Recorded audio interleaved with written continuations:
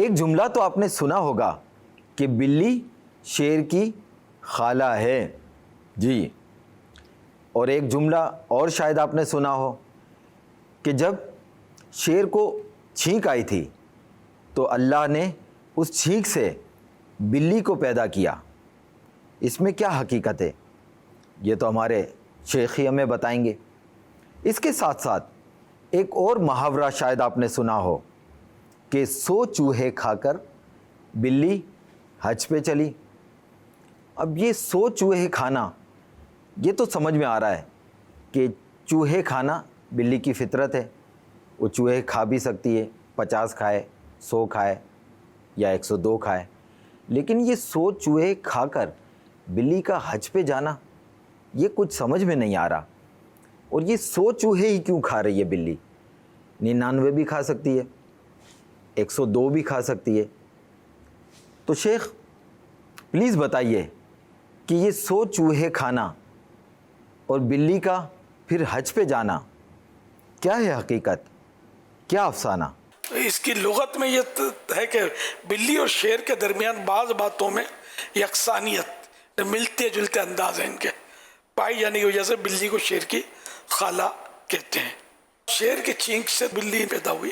ابن ابی حاتم کی حدیث میں رسول اللہ صلی اللہ علیہ وسلم فرماتے ہیں نوح علیہ السلام نے جب تمام مویشی اپنی کشتی میں سوار کر لیے تو لوگوں نے کہا شیر کی موجودگی میں یہ مویشی کیسے آرام سے رہ سکیں گے، چوپائے گائے بکرے وغیرہ کیسے رہیں گے، انہیں سکون نہیں ملے گا نا، شیر کے ہوتے ہوئے خوف زدہ ہوں گے۔ بس اللہ پاک نے اسے بخار ڈال دیا، شیر کو بخار آ گیا۔ اس سے پہلے زمین پر یہ بیماری بخار کی بیماری نہ تھی۔ پھر لوگوں نے چوہے کی شکایت کی، یہ ہمارا کھانا اور دیگر چیزیں خراب کر رہے ہیں۔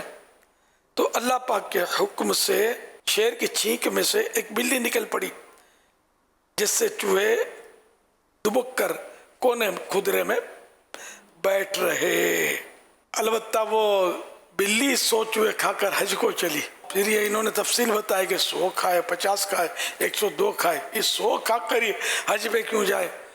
تو یہ 100 کھائے یا 101 کھائے یا لاکھ کھائے، 1000 کھائے، بلی حج پر نہیں جا سکتی۔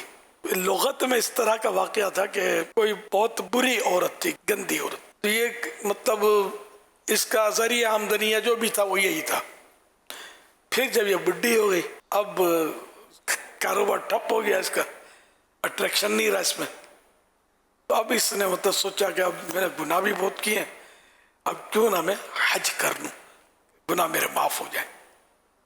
تو وہ مطلب یعنی حج پر وہ چلی، تو اس پر کسی نے کہا کہ 900 چوہے کھا کر بلی حج کو چلی، یوں یہ مطلب ایک محاورہ بن گیا۔